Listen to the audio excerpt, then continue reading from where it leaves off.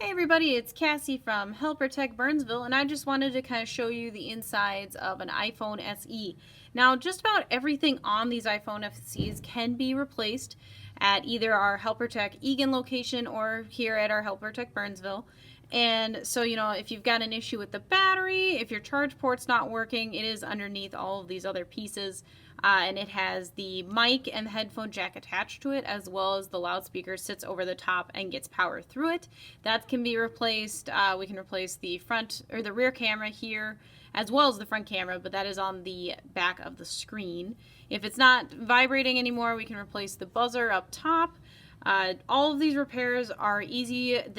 We can do them usually within an hour, and they vary from as low as $49 for the battery up to $79 for the camera. So if you have any questions, you can give me a call here at 651-605-2575. Otherwise, you can stop here at Help Protect Burnsville or in Help Protect Egan to get any of these repairs done for you. We're open Monday through Friday, 10 to 6, and Saturday, 10 to 3. You guys have a nice night.